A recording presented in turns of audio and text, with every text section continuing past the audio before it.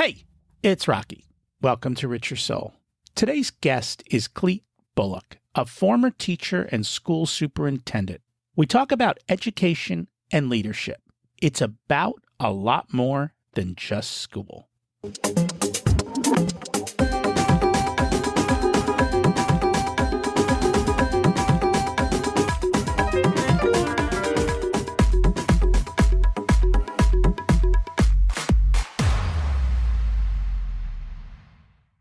Imagine it's 12 months from now, and you've achieved your major life goals.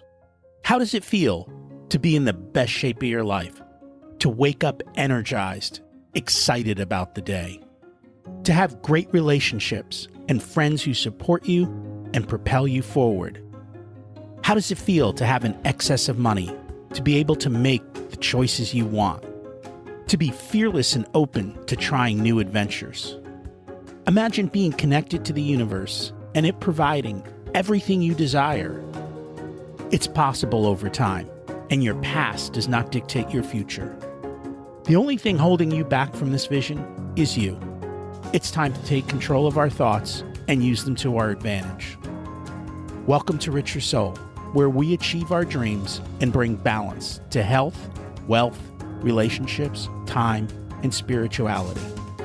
If you have not had a chance to listen to episodes 1 through 9, I encourage you to go back and listen to the framework behind Richer Soul and how to create the life of your dreams. You can also find all the show notes for this episode at richersoul.com. While you're there, you can sign up for a monthly email where I share the best articles I read this month, let you know about upcoming episodes, and share a little wisdom. You can also listen to coaching calls under the Coaching Calls tab. I also share the most interesting articles I read every week on Facebook at facebook.com/Richer Soul. And there's also a Facebook group where you can ask questions and interact with other listeners. Today's quote: I am someone who can't hold on to negativity or hold on to grudges. I might feel something at a certain point, but I get tired after that. I don't carry it with me. I forgive and forget very easily. And that's the only way to be happy and peaceful. Deepika Padukone. So today's focus is on mindset and on that very quote. One of the fastest ways to increase happiness is not to add something to your life that you think will make you happier, but rather to remove something from your life that causes you a negative reaction. This could be negative people, a task you hate to do, or something you've been meaning to fix or replace and never seem to get to. Getting rid of the pain points will add much more to your happiness than the temporary feeling of buying something new. The lessons from today's episode on education apply to all areas of life and business, and it's not just about school.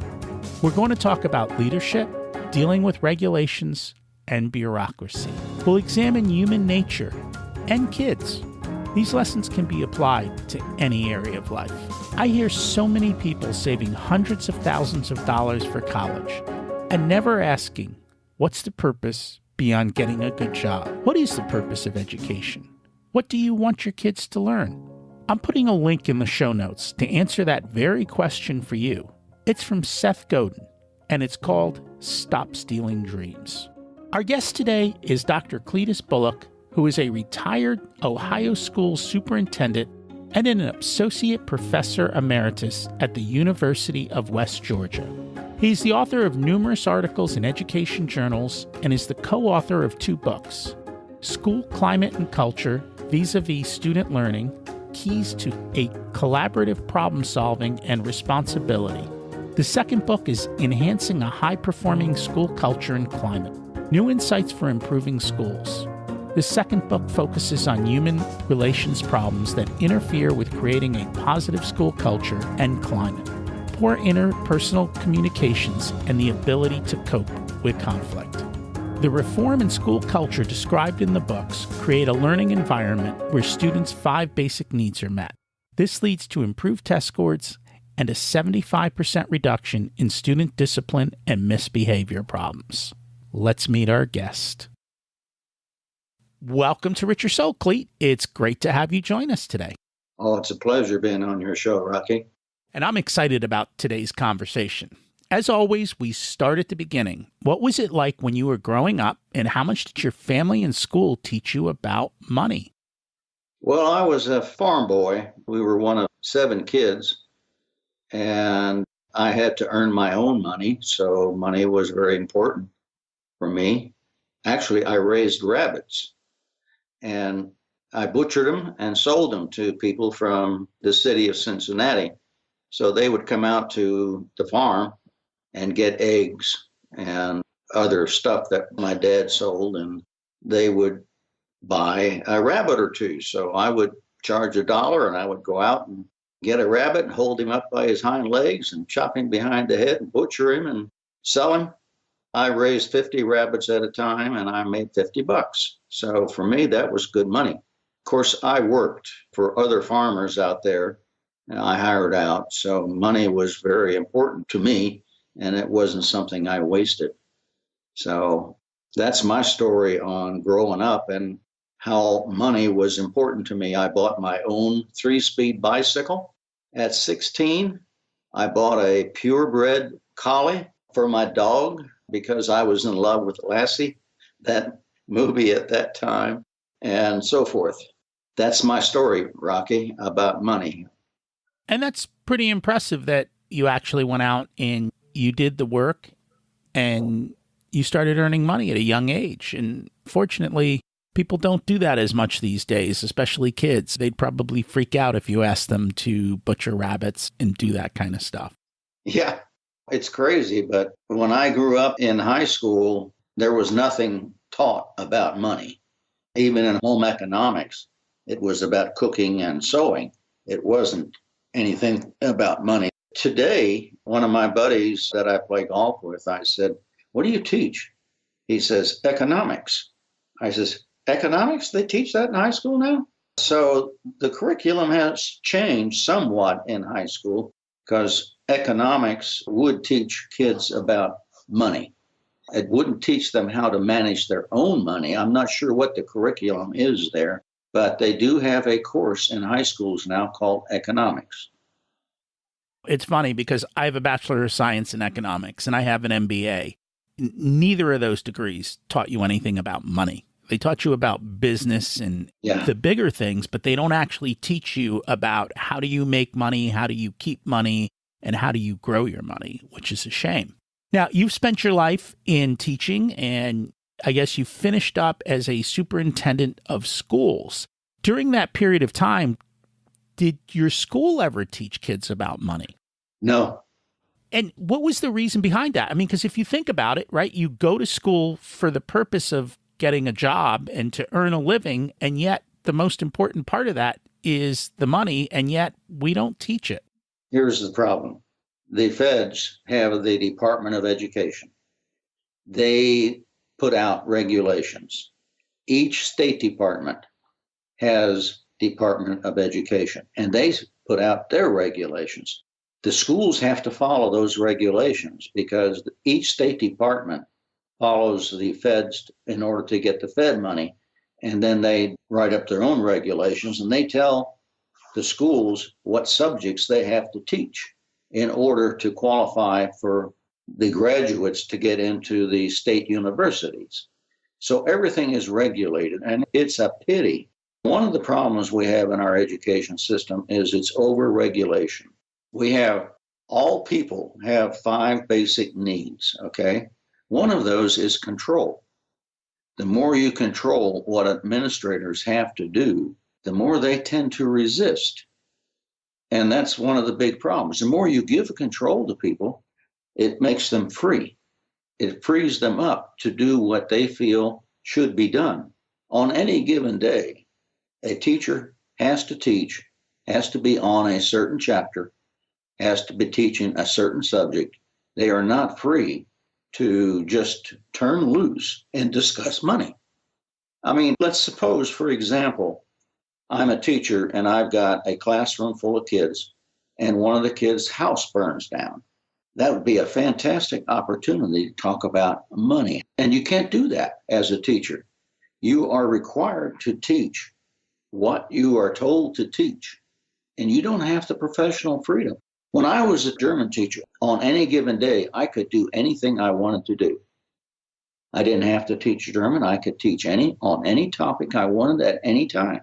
Whatever was hot on that particular day, to get the kids involved, I could jump off and do whatever I wanted. Teachers today can't do that. They are over controlled, and that's one of the big problems with our schools today. I call it school culture and climate. What does it feel like as a teacher to walk into that building?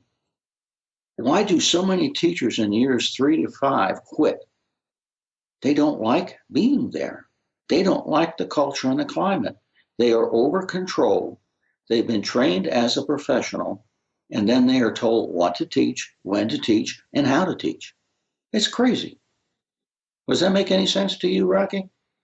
It doesn't, and that's why we did things differently for our kids. And so this kind of begs the big question, which is, what is the purpose of school? The purpose is to follow the rules and regulations of the State Department and the federal government. That's crazy. That's the purpose. The purpose should be, what can I do to motivate these kids and get them to like learning? That should be the purpose.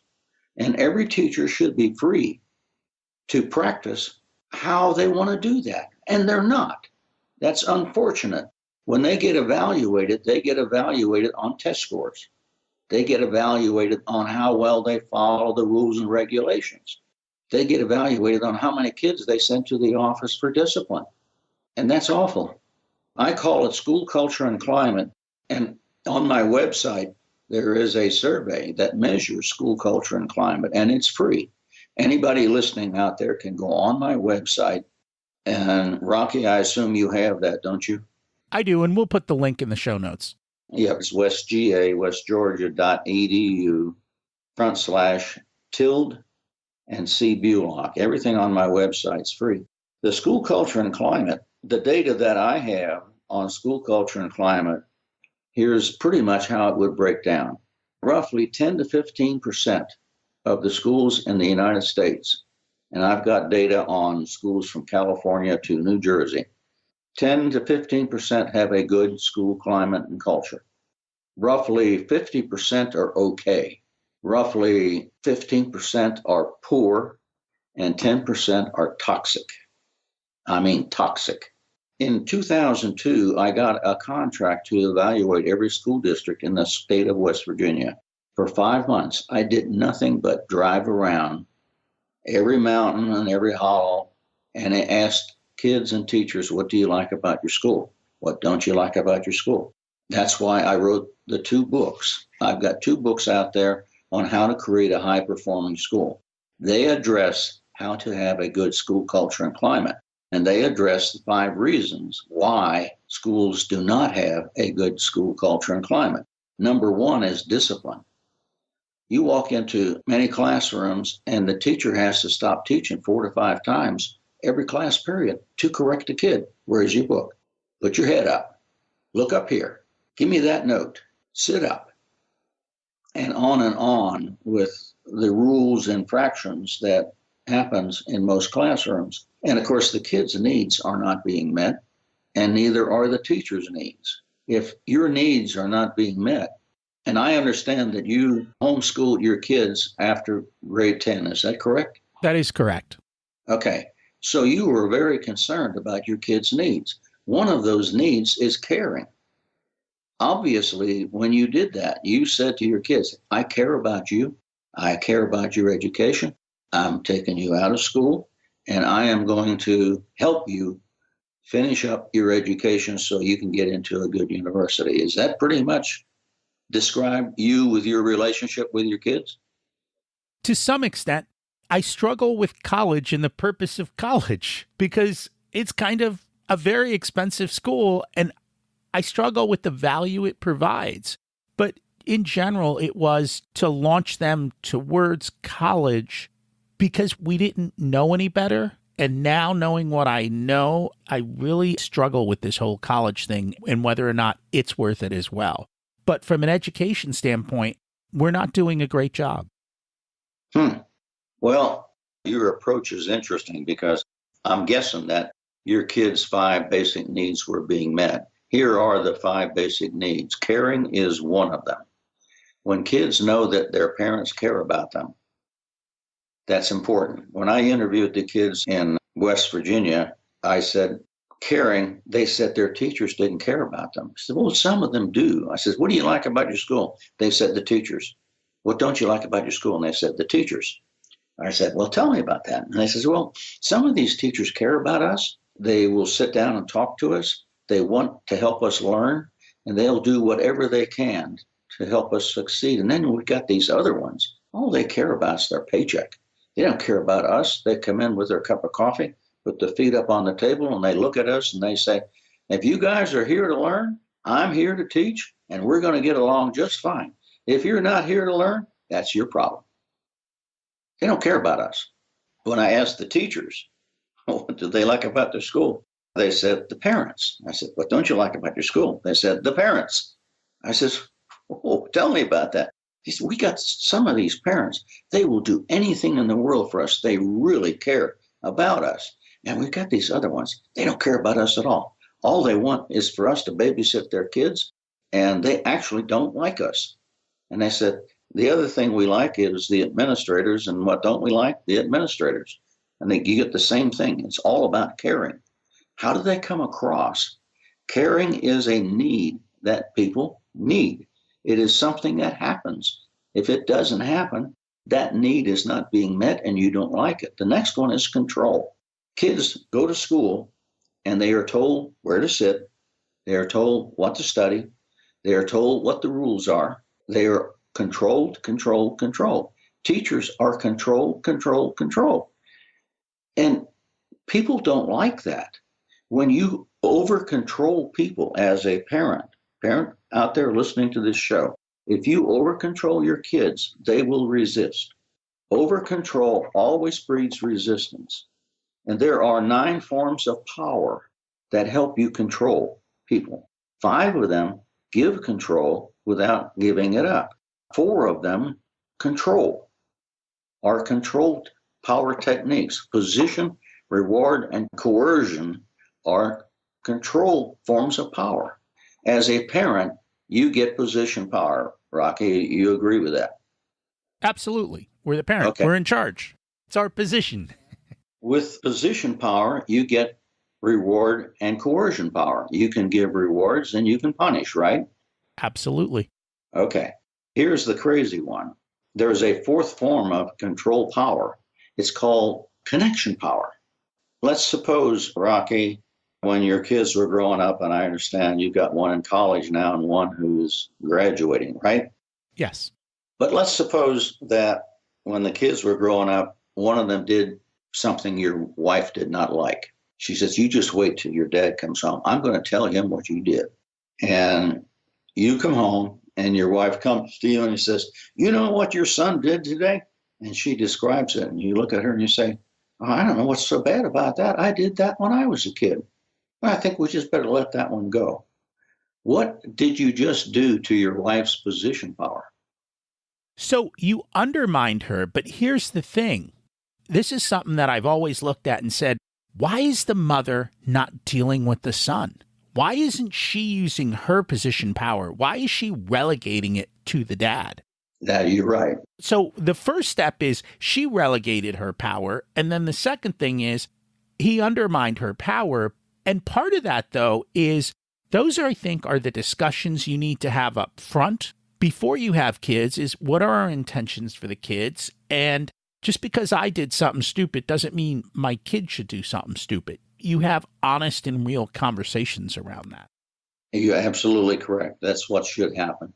In most schools today, when a teacher sends a kid to the principal or assistant principal for discipline, if the principal or assistant principal does not act to support the teacher's power goes down. They lose their position power. And that's why a lot of teachers quit, because they aren't backed by the administration. What you just said about this conversation that you and your wife should have about how you're going to raise your kids, I call that the expectations diagnosis. I used it every year as a teacher. I would go to the kids and I would say, what do you expect of me as your teacher. And they look at me and say, like I'm crazy. You want us to tell you what we expect? Yeah, I want to know what you expect of me. Here, I'm going to give you 3 3x5 cards. I'd like for you to write one expectation on each card. So I've got 100 and some kids. I got 5 classes. And I sort all these cards into common piles. And I paraphrase what's in each pile. And I make up my list and I go back to the kids and I say, this is what you said you expect me to do. And I give it to them. And I says, I can meet your expectations. I'm going to do my best to meet your expectations on each of these. Here's one expectation you gave me that I cannot do. If there is one, I would tell them why I couldn't do it. But what happens there is, as a parent, the two parents, once you find out what each expects of the other, you have a relationship of, I'm listening to you, I care about you, I trust you, I'm going to do my best to support you. So the relationship, there's a bond, right? Absolutely. Okay. When I did this with my students, there was a bond between me and them, an agreement. The next thing I did with the kids, I said, what rules do you want enforced in this classroom? They said, do you want us to tell you what the rules are? I says, yeah, I'd like to know what you think the rules ought to be here. Here, I'm going to give you 3 3x5 cards. Did the same thing. And then when I sorted them into common piles and I wrote up the rules and posted them on the board. This is what you said the rules ought to be. I says, I'm going to help you enforce those rules, but I want you to help me enforce those rules. When you see other kids not obeying the rules, you're allowed to nudge them and say, hey, you know what the rules are. So we establish a culture and a climate in that classroom of us working together. We are in this together. I'm here to serve you. What's called servant leadership. Most teachers come across as self-serving. Most administrators come across as self-serving. And you, Amara, could just ask yourself, in your life, when people come across as self-serving, how does that make you want to treat them? You don't want to deal with them. I'm a big fan of servant leadership, and that's the way that I prefer to do things. That's correct. But most teachers don't come across as servant leaders. They don't ask the kids, what rules do you think we ought to have in this classroom? What do you expect of me as your teacher? Both of those come across as, I am here to serve you, correct? Absolutely. And kids want rules. Absolutely. They want to know where the fence is, and they also want to touch the fence and see if they can push the boundary. That's just their natural thing. And your job is to hold that fence and to show them where those boundaries are. And unfortunately, I don't think we do that as much as we need to as a society. No, we don't. And the crazy thing is, in family situations, a lot of the kids don't know what the rules are. They learn what the rules are, but they're never told what the rules are.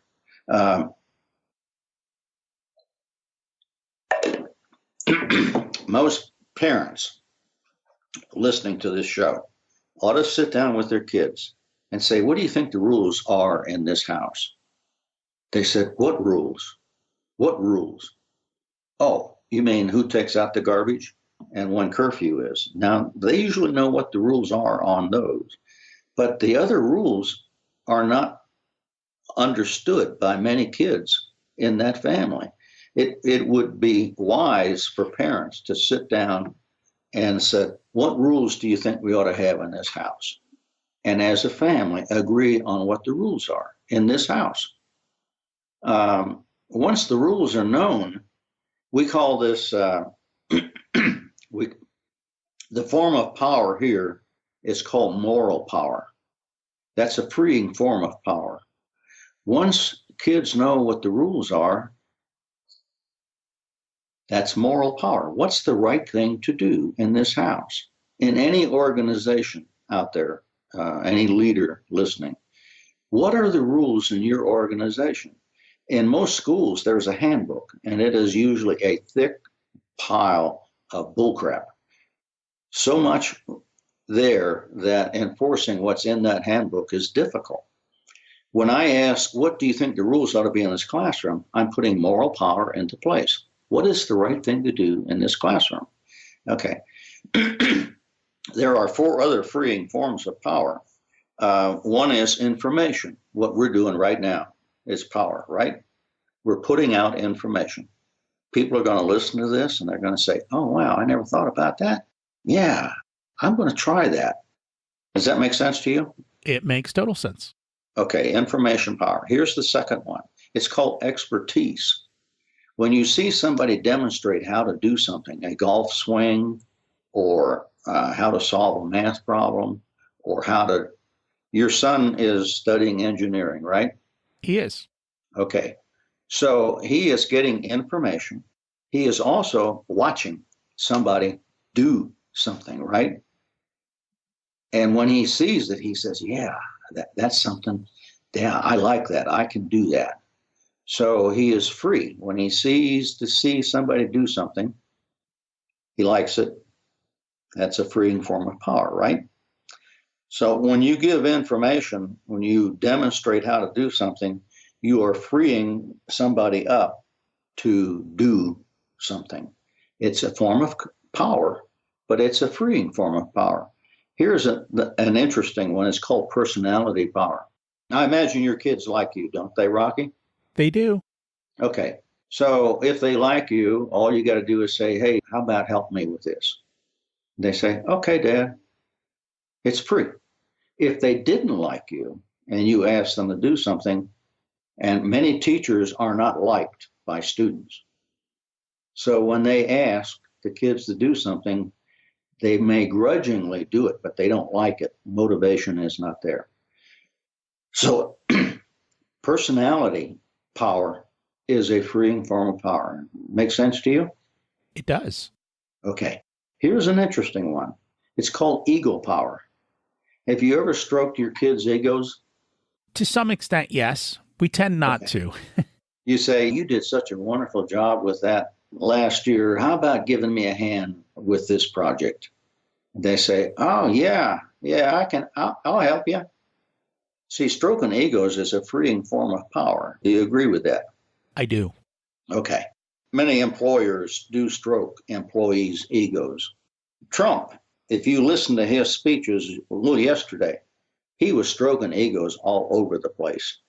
So he knows that that's a freeing form of power, to get people to side with him, to help him, to engage with him, and so forth. There is also a negative ego stroke, and I don't know that you've ever used it. A lot of coaches use the negative ego stroke. The negative ego stroke, and the one I describe in my book, is Muhammad Ali. When he was a 4th grade student, his teacher said, Cassius, you will never amount to anything. You're just no good. When he won the boxing gold glove in Cuba at the Olympics, where he went, first thing when he got back home, he went to that teacher. He says, you told me I'd never amount to anything. Look at this. The negative ego stroke is a very powerful motivator. A lot of coaches say, you know, that team across town, they are tough. I'm not sure that we can whip them. And the team looks up at him and says, what do you mean, coach? We're as good as they are. We'll knock them on their butts. So that's the negative ego stroke. Does that make any sense to you? It makes total sense. And I've coached sports as well. And so I've kind of played back and forth on the different techniques that you've talked about. And I've learned how important language is when you talk to kids, and what you say and how you say it, and making sure that you push the right buttons. Yeah, negative ego stroke has to be used at the right time with the right person. Because if you use it with someone, they'll say, yeah, you're right. we can't do that. The negative ego stroke has to be used with a team that has a strong ego, or with a person who has a strong ego. So they got to be careful with that one. It's manipulation at its best, but it is manipulation when you do it.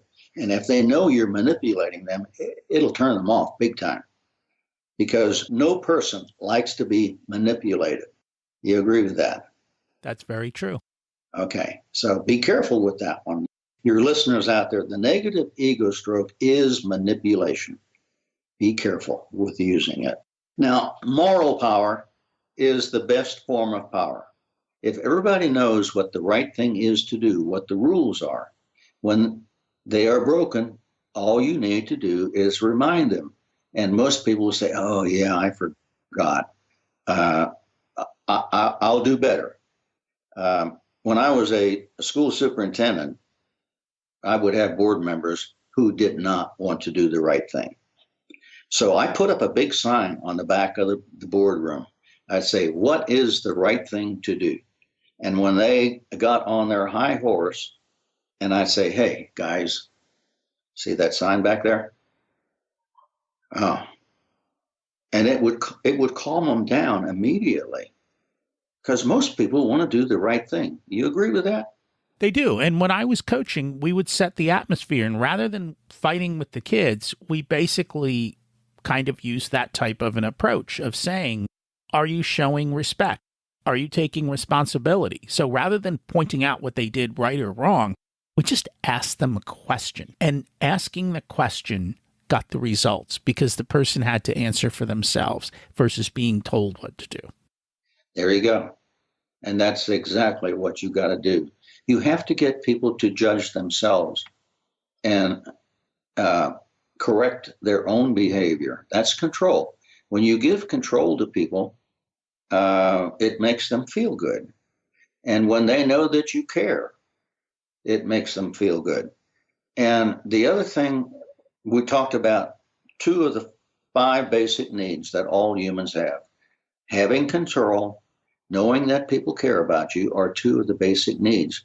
Here is the 5th one that I describe in my book. It's called purpose. Life with no purpose is no life. Now, you have done your best to give your kids a purpose in life. Is that correct? I have, and they're still figuring it out. And that's probably, I think, the biggest struggle for people is to figure out their purpose. But once they do, everything else becomes easy. You're right. Once you know why the good Lord has put you on this earth and what your purpose is, your motivation automatically kicks into gear. And you chart a path to fulfill that purpose. Many kids go to school.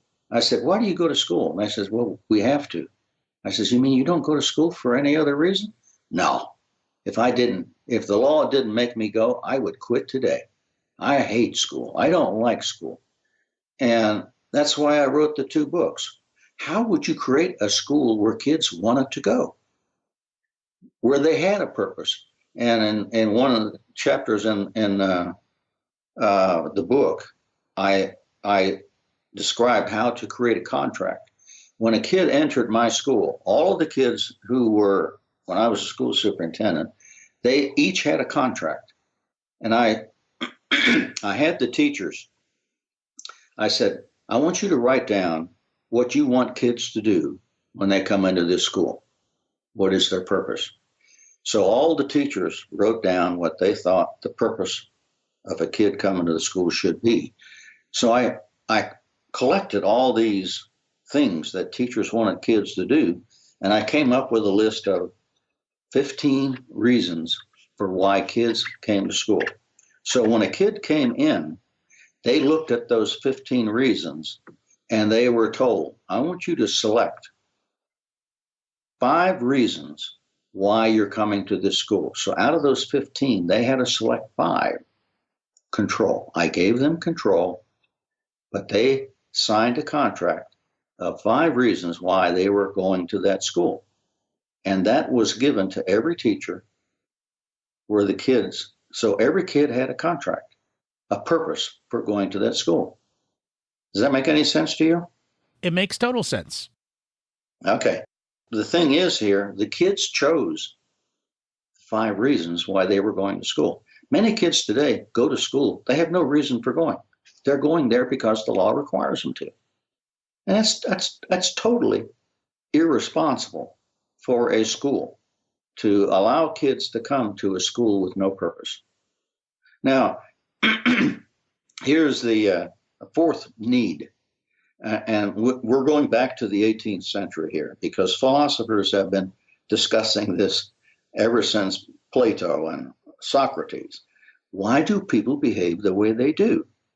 And the first reason they came up with, well, they behave the way they do because they want to be alive. They want to be safe. They want to be free from stress. They want to be free from anxiety. It's an overall quality of life that's why they behave the way they do. Does that make sense to you? It makes total sense. Okay. The next philosopher comes up. He says, yeah, I agree with what you just said. But there's another reason for why people behave the way they do. They want to be happy. Life with no happiness is no life. So you agree, Rocky, that you can't be happy all the time, right? No, you can't. That's impossible. As a matter of fact, if there weren't some sadness in your life, you wouldn't realize what happiness was. So it's always a yin and yang. There have to be moments of happiness, and there are moments of sorrow, moments of unhappiness in life. That's the way life is, right? But for a kid to go to school and not be happy, for a kid to be at home and not be happy because their parents divorced, there just isn't a lot of happiness in that home, and then go to school and there's not happiness there. What if a kid was being bullied at the school, was really under stress because they were failing and so forth? So none of their needs are being met. They're afraid, they're stressed out, they're anxious, they're not happy, they have no control. They believe nobody cares about them, and they have no purpose. Do you know why our test scores are so low in our schools? Those are the 5 basic needs of most kids, and they're not being met at all. So why would they study? Why would they try to achieve and work, do what the teachers, That's one of the major reasons for why our schools test scores are so low. And of course, I talked about the school culture and climate. The 5 basic needs aren't being met. And number 3, discipline causes disruption. Most teachers lose 30 days of teaching a year because they have to stop teaching to correct student misbehavior. And that's a big thing, because I know when we were first looking at schools, when my kids were going into kindergarten, literally we were in one school and the teacher said she spends all her time on discipline. And if you're in a classroom with one kid who creates that atmosphere, your entire year is essentially lost, because you're constantly dealing with discipline issues and you're never getting the work done. That's correct. A technique I used when I was a teacher, once we had the rules up there, they set the rules. They told me what they expected of me. And if I had a kid in the classroom who was acting up, I would say, all right, gang, do you want me to send him to the office for discipline? Give me a thumbs up or a thumbs down. So all the kids in the room decided whether that kid should go for discipline. How do you think that made that kid feel when all the kids said, send him to this office for discipline? I didn't do it. They did. That's pretty powerful. Yeah, it was a powerful technique, because when kids knew that the other kids didn't like what they were doing, it wasn't me against that kid. It was the kid against the other kids. Peer control is a powerful, powerful technique. That kid did not want to get the other kids to have him sent to the office. That kid did not want the other kids to dislike them. So that kid changed immediately. On and on with the techniques. If you meet the kids' 5 basic needs, if they are free from fear, if they have moments of happiness, if they have a feeling of control, if they believe the teachers and the other kids care, and they have a purpose, you're going to change the culture and class, that culture and climate in that school completely.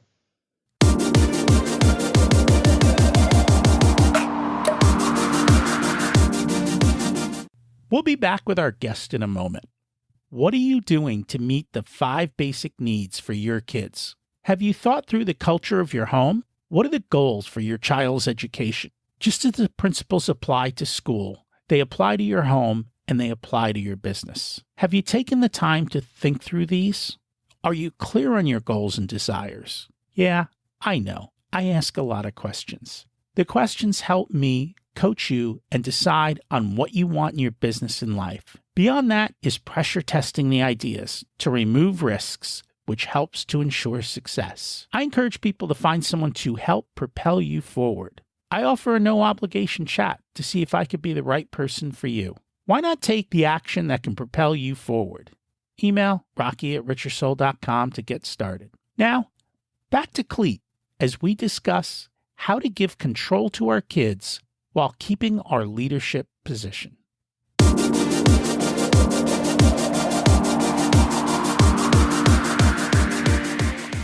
So this brings up an interesting thing. The relationship between parents and kids and teachers and kids.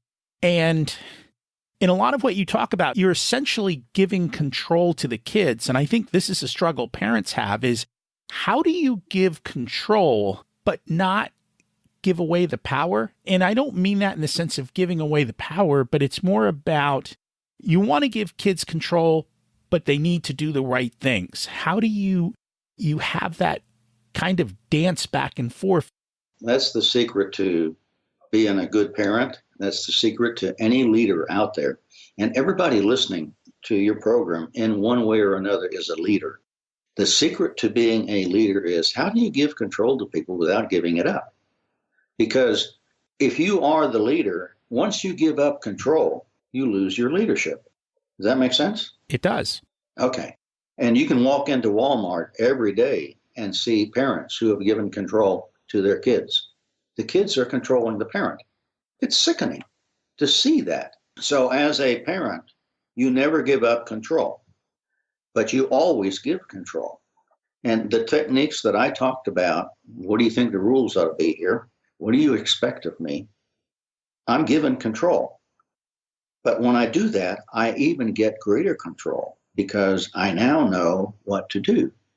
I know how to give them control, and I know that I'm not going to give it up. So when they don't do what they're supposed to do, I take it back. So as a parent, when you establish the rules in the class, I use the broken record. There are, I do a chapter on conflict in book 2. We may want to come back on that sometime and deal with conflict. But here's one technique I used all the time as a parent and as a teacher, as a principal, and as a school superintendent. It's broken record. Once the rules are established, let's say the rule is, let's say your kid,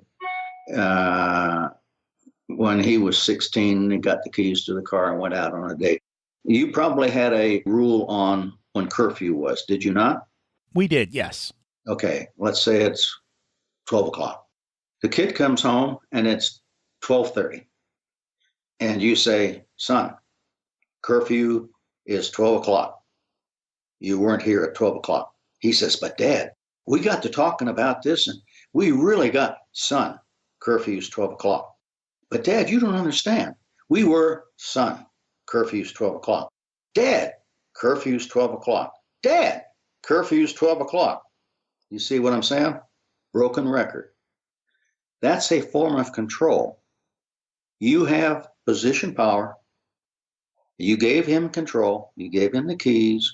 He knows when curfew is. When he doesn't follow through, you broken record it. I did that all the time with teachers who came late because one of the rules that teachers had was they wanted me to enforce when teachers were supposed to be on duty. And it was usually 7 o'clock, 7 a.m. And there were always 1 or 2 teachers who were always late. And when I met them at the door and they said, I said, You're supposed to clock in at 7 a.m. But 7 a.m. But 7 a.m. I broken record it. I never let them get into their excuses. That's a way of dealing with conflict. It's a way of not giving up control. Of course, as the leader, you cannot give up control. Once you give up control, you lose it. So parents, once you establish the rules and kids break them, you can be forgiving and so forth, but you can never give up control to your kids. Once in a great while, there are 5 ways of dealing with conflict. And every time there's a rule that's broken, you have to enforce it. There's a conflict. How do you deal with it? In the forms of conflict, there were 5 forms. Each one has a win or a lose. As a leader, you want to make sure you do not lose. But there are times when you accommodate your kids. You give them something, but you give it because you are in control. So they know that you're giving it to them. And I've found that sometimes it's better, and this is kind of counterintuitive, but it's better to lose a lot if you win the war, so to speak. Meaning that you give up a lot of little things in order to win the big and important things. And you have to figure out that balance. That's correct. It's unfortunate that our former president did not always figure that out. With the Paris climate control, he gave it away. With Iran, the $150 billion, he gave it away. With the Bo Bergdahl, he gave it away.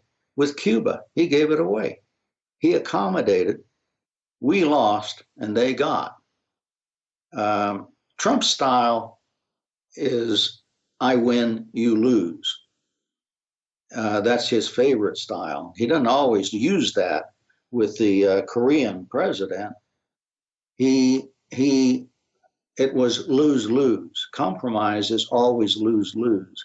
You give something up to get what you want. The other person gives up something in order to get what they want. So the style that's the most difficult is collaborative. That's where both parties win. Now, when I taught collective bargaining at the graduate level at Akron University.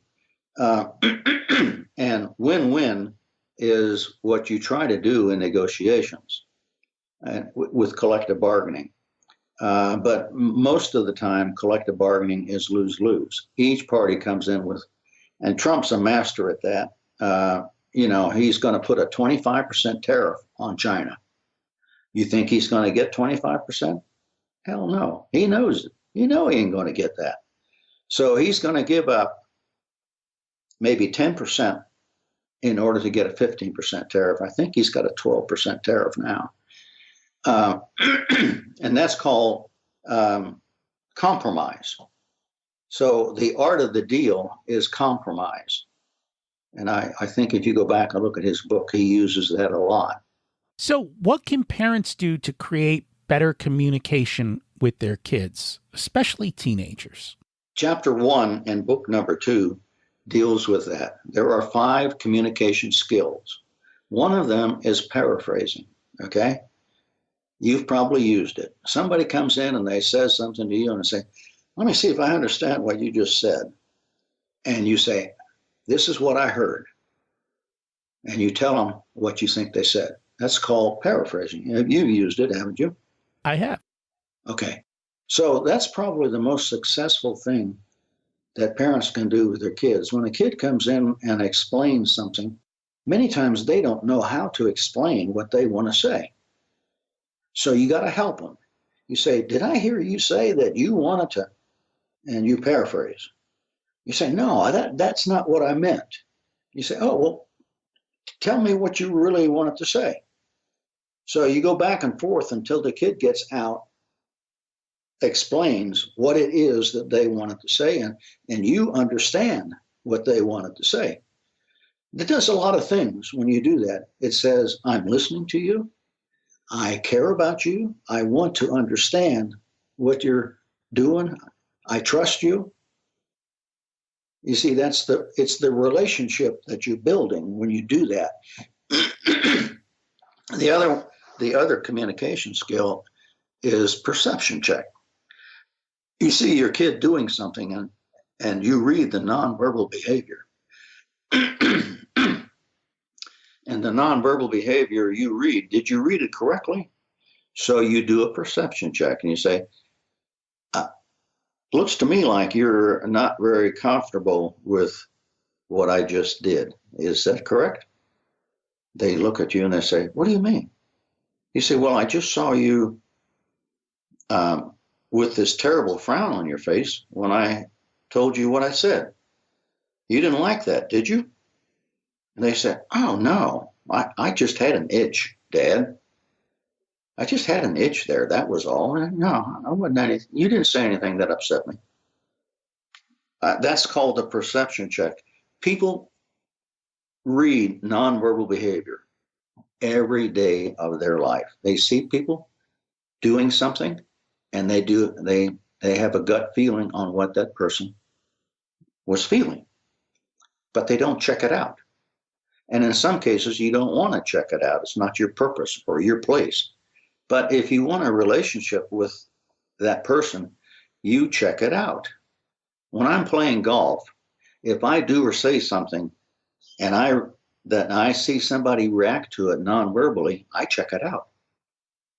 Because I want a relationship with all of my fellow golfers. I want a good one. I don't want to upset them. If I do upset them and I do it intentionally, there are cases where I don't like the way somebody has treated me, and I will come back at them. And I don't do a perception check then. But in most cases, I want a good relationship with everybody that I interact with. And if I see a nonverbal behavior that I think where I might have upset them, I check it out. I perception check.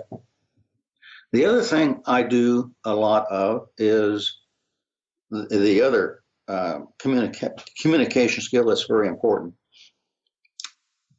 I describe my feelings. So if somebody does something and I don't like it, I could say, well, that was a stupid thing to do. Judgment. They say, what do you mean?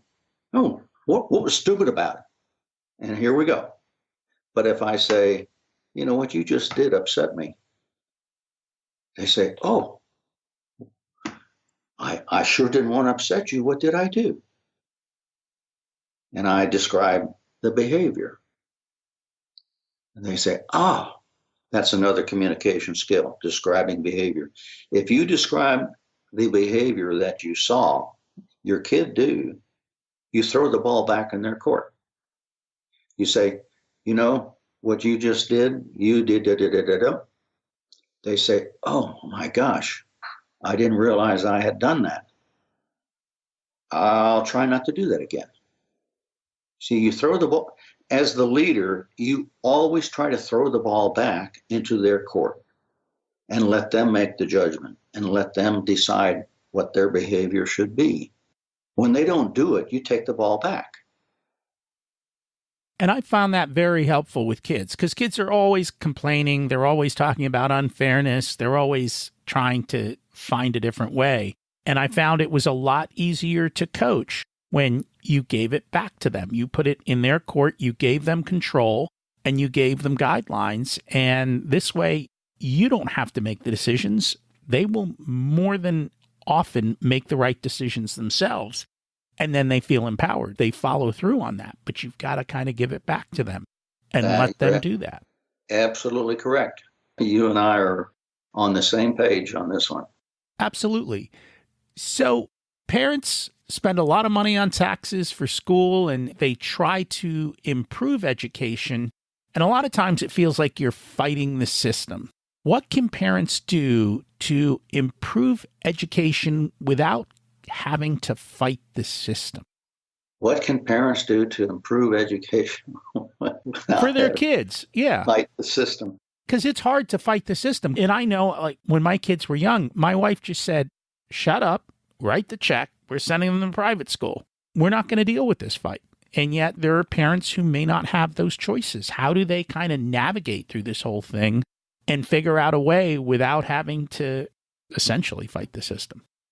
Here is one suggestion. I have friends here at where we're in a gated community, so I interact with the same people a lot. We had a new member come in and he says, what am I going to do? He says, my daughter is being bullied at school. I said, and I don't know what to do. And I says, well, you need to go talk to the teacher and a counselor and let them know that your daughter is being bullied. And I said, the other thing I would do is have your daughter have an overnight sleepover with 3 or 4 people from the school. Invite them to sleep over with your daughter. Your daughter needs friends. Right now, she's an isolate. She's new. She has no friends there. I says, you need to have her invite 3 or 4 kids over that she likes and establish a friendship. And he did. And a month later, he says, Bulach, he says, you know what you told me? He says, God, that was fantastic. He says, my daughter's doing great. You want to make sure when you send your kids to school, you want to make sure who their friends are. So you want to invite them over and see what kind of friends your kid has. How many friends does your kid have? Who are they? Are they the ones with their pants below their butt with shaggy hair and earrings and tattoos all over? What kind of friends does your kids have? Because peers influence kids more than parents influence kids. And it is unfortunate that if your kid goes to school and hangs out with the wrong group, they are going to act like that group. They're going to want to fit in with that group, which is one of the reasons why a lot of kids join gangs. They join a gang because the gang cares about them. The gang gives them a purpose. The gang gives them moments of happiness. The gang gives them control. So the gang helps them meet their needs. Does that make sense to you? It makes total sense. And you are the average of the 5 people you're around. And for kids, more often than not, they get stuck in a classroom. They're surrounded by 5 other kids, and someone else picked those people. You didn't pick them, and yet you start to mimic the people around you. Yeah, as a parent, be careful what school your kid goes to. Most parents, when they move into a neighborhood from one state or place to another, they don't check out the school. All state departments have a ranking and a rating on every school in that state. So you can go to the State Department of Education, when the county that you're in, you can find out the score on every school in that county. So you will know what neighborhood to buy your house in and what school is the best school for your kid to be going to. And a lot of parents don't do that at all. They buy the house at the lowest price that they can afford without ever thinking about what school their kid's going to be going to, without checking the rating. That's my advice to parents who want to have some input on where their kid goes to school. Try to make sure that in the county that you're moving into, that your kid goes to the best school that's there. You can ask other parents.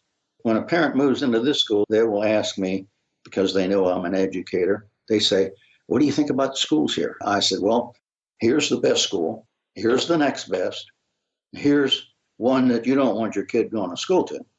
I can tell them right up front. So when you move into a neighborhood, or were you thinking about going into a neighborhood, I would go to, if you're looking at a house that you're going to buy, I would go to the neighbor and say, tell me about the schools here.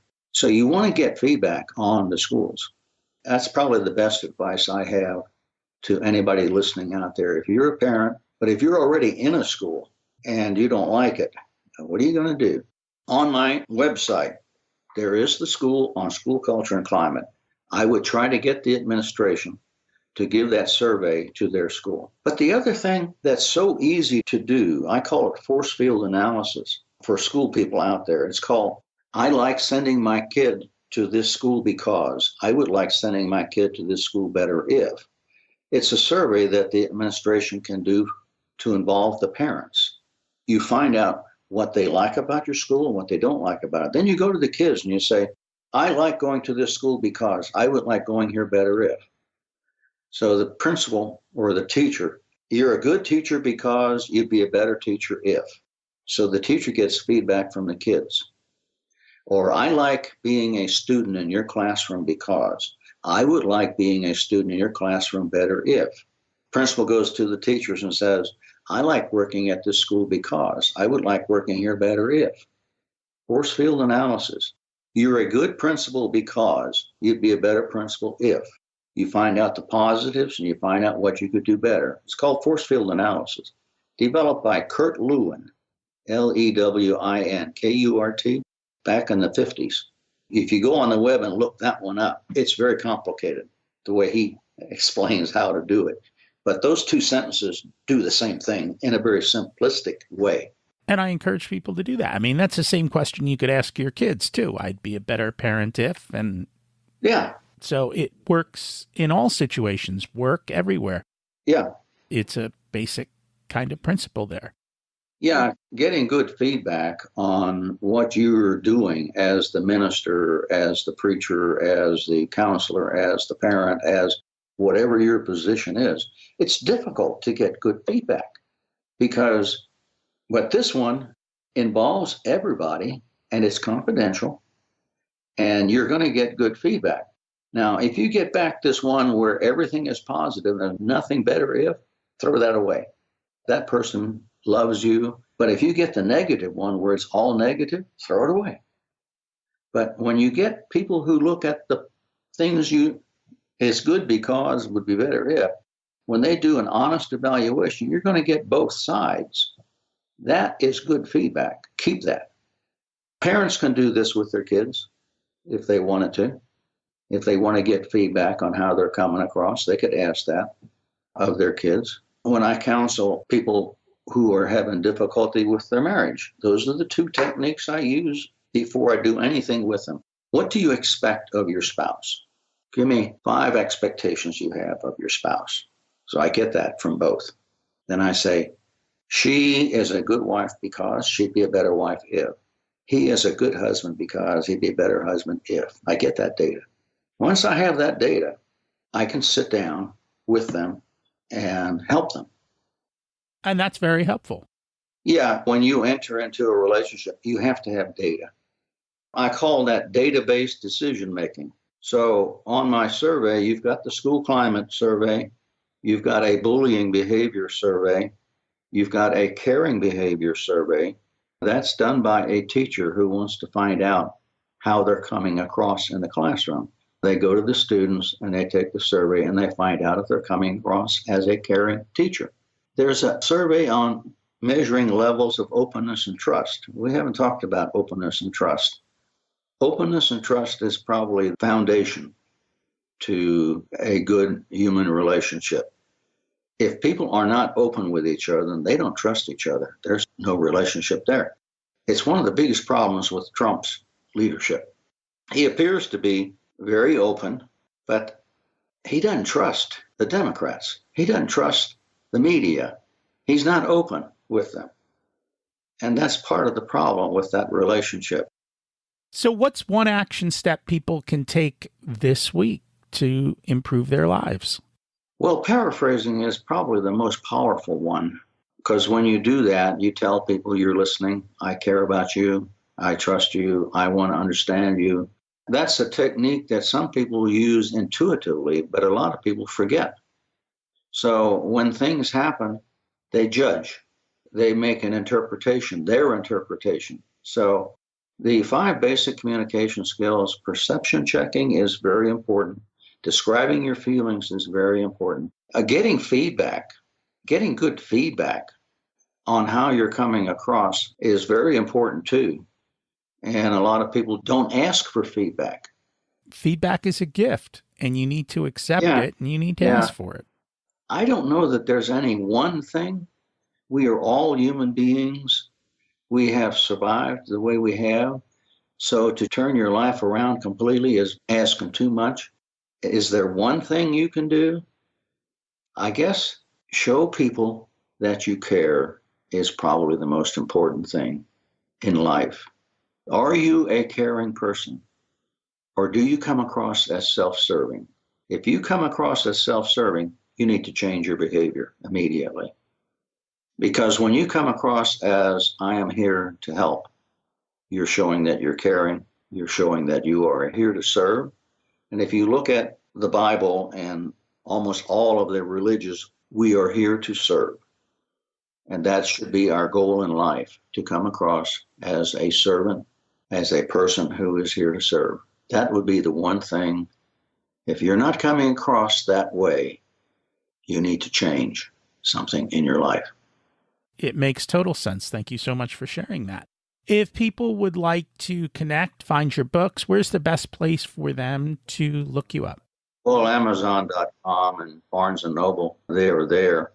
If anybody wants an autographed copy, they can send me an email and a check for $25, and I will mail them one. And that's awesome. And where should they send the email, and where can they find your website? C. Bulach, C as in cat, B as in boy, ULACH, at Comcast.net. That's my email. And my website is westga.edu/tilde, that's squiggly up in the left-hand corner of the keyboard, and C. Bulach, and that's my website. They can just put in my last name on the web, and they'll probably find what they need to find. And we'll put it in the show notes as well to make it easy for them. So thank you so much for joining us today. Well, Rocky, it was interesting talking with you. Did you notice how Clete took control by giving control? It's a very powerful technique to remove the stress and get the results you want. I learned to use a lot of the techniques over the years of coaching kids' sports. When you can control the situation without having to do the work, it makes life a lot easier. Have you spent the time to decide what you want your kids to learn? Have you made the rules clear? Do your kids know what the rules are? How do you handle conflict? I've found it's easier to make the kids take responsibility and own up to their own behavior versus you having to tell them. Clete shared a lot of different techniques to help you lead at work and at home. Is there one technique you can use today? Taking action is always the most important thing. His website is www.westga.edu/the little squiggly CBULACH. And his email is cbulloch@comcast.net. All his materials on the website are free, and you can see all of these links in the show notes. So, this week's action step, show people you care. And that is one of the most important things you can do. If people know you care, they're much more willing to work with you. If you're still listening, you must have liked the episode. So please share it with a few friends, maybe even your kids' teachers. And if you get a chance, leave a review and let me know that you did. I'd really appreciate that. What's preventing you from moving forward, and who are you putting on your team to build the life you deserve? Taking no action creates a far worse outcome in life than trying something and failing. You can always get me at rocky@richyoursoul.com. I'd love to hear how you're doing and how the information I have shared has helped you. Thanks for listening. Have an abundant week.